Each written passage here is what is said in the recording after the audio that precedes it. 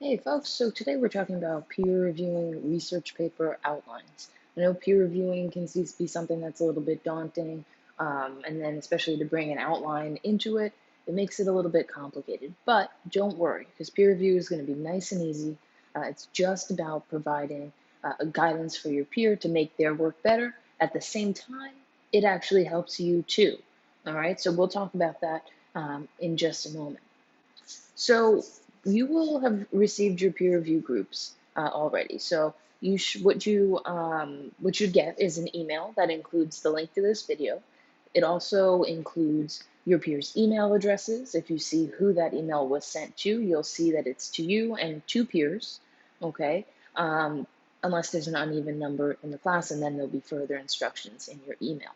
Okay. The email also includes your peers' essays that you're going to peer review, your essay. Don't worry about your essay. You don't need to do anything with it. It just makes it so that I can send everything out to the groups as a whole. So ignore your essay. Focus on your peers' essay for this assignment. It's also going to include your peer review questions document. Now, those peer review questions will ask you questions about your peers' work and will just sort of get you thinking about the types of things you should be looking for to provide in text comments as well.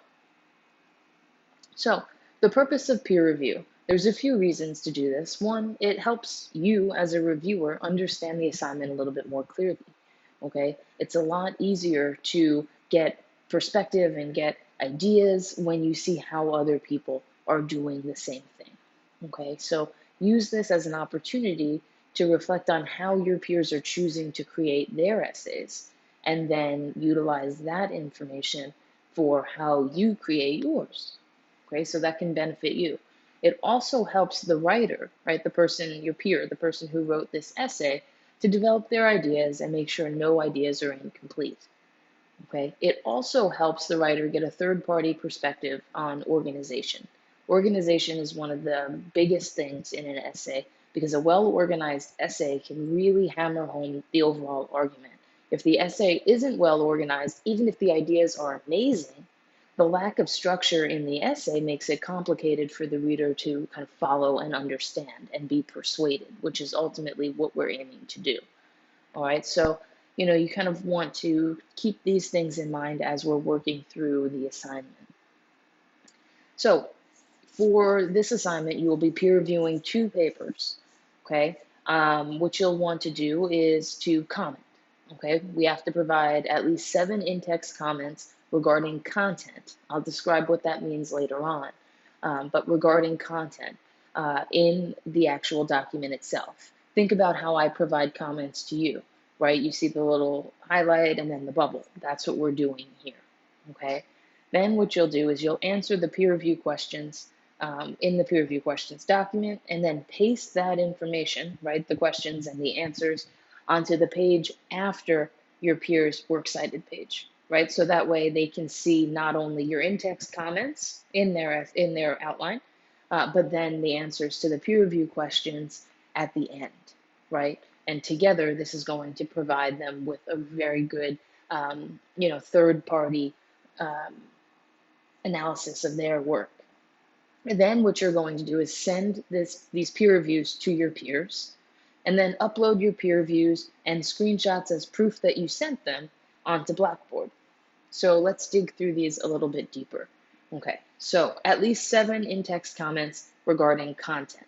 Well, what does that mean? Content is anything related to what the essay is arguing, okay?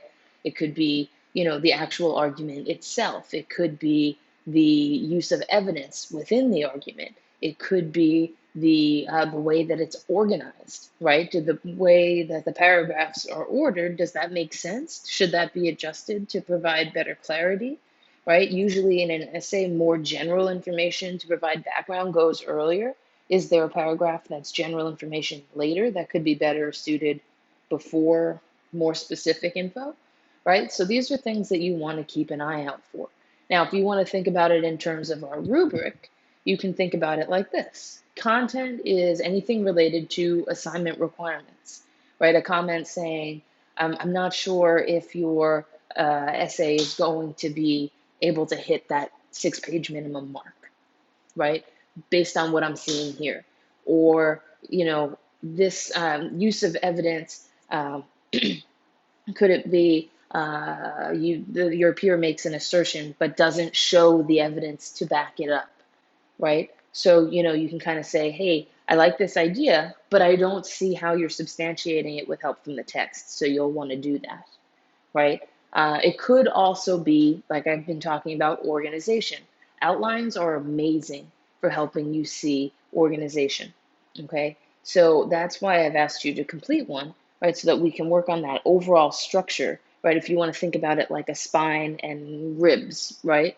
That holds your body together where it needs to be. That's the kind of organizational structure that we want for our essay too, okay?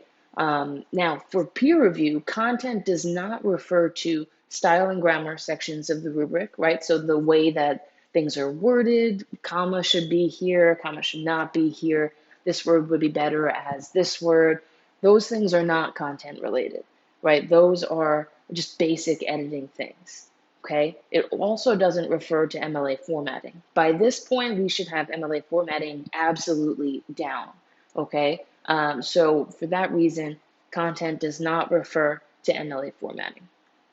Now, I will say that the reason that I ask you not to provide comments, or at least not as one of the 7 regarding information for style and grammar specifically, is because you can download Grammarly, which is a free grammar checking software, and it actually is really amazing. I use it and I recommend it for you guys. They have a paid version, but the paid version offers extra perks that you don't need, right? If you were to just download the free version, upload your document into that program, what it'll do is it'll look through and see, if areas need to be more concise. It'll look through and see if you need a comma somewhere. And then it'll explain why it should be there, which is amazing, right? So that's definitely something that I recommend to anyone. I always use it if I have to send an email to my boss and sound super smart, because commas are not my forte. So I like to make sure that everything is all on the up and up, right? So yeah, that's why we don't do it. If we can employ a free software to do this, then it doesn't make sense for us to rely on comments regarding this, right? So if you want to make comments regarding style and grammar or MLA formatting, go for it. But just know that they're not going to be included in the 7 required ones. Now, how to make comments regarding content? Well, ask your peer questions about their argument, right? Nice and easy. Just ask them. Also, point out places where information could be added to substantiate a claim. That sounds good too. Nice and simple, right? You can also point out places where information could be moved to. If it's information that's, more clearly linked in one place than another, say, hey, I recommend you shift this over here because it goes with such and such argument that you're making, right?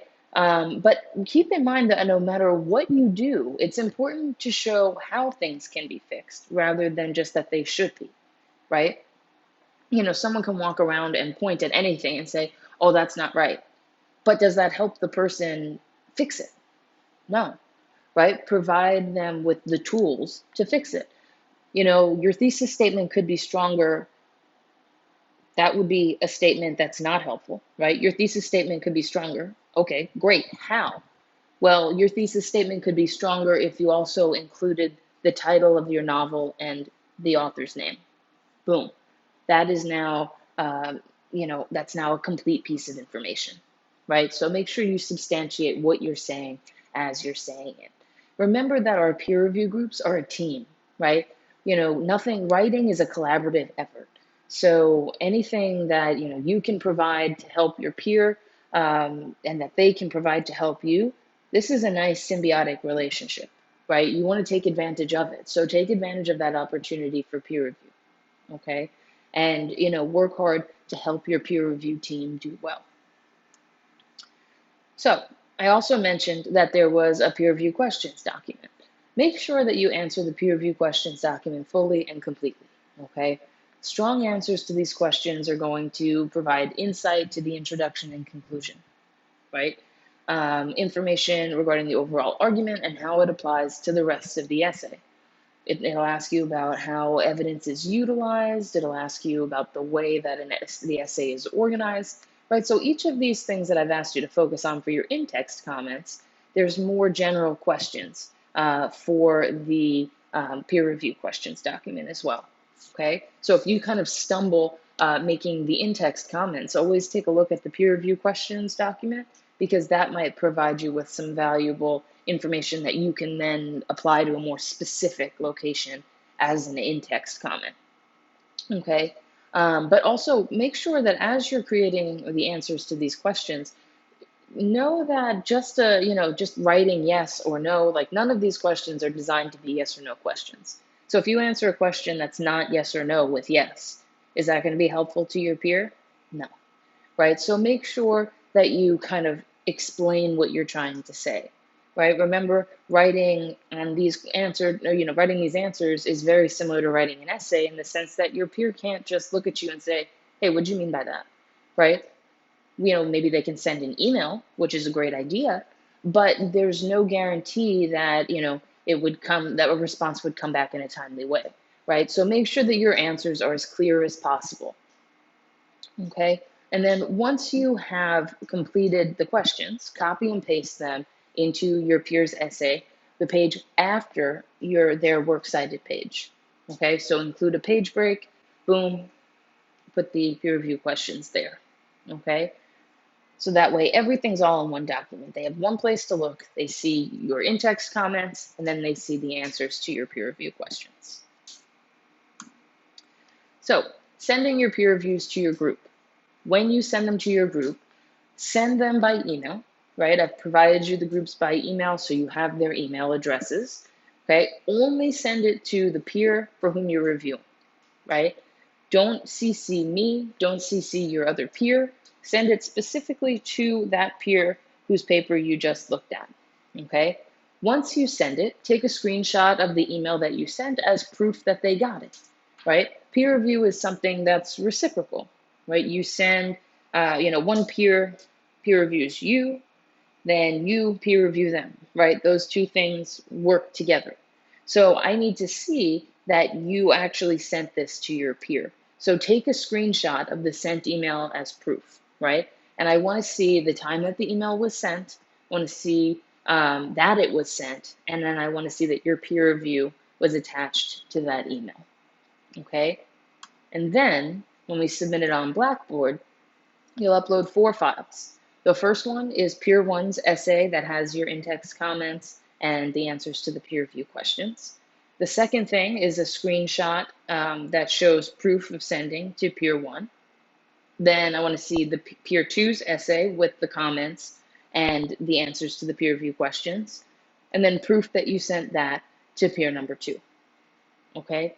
Now, keep in mind that peer review is something that is very beneficial, but it's only as beneficial as the effort you put into it, okay? So just remember that, okay? So, help your peer out here.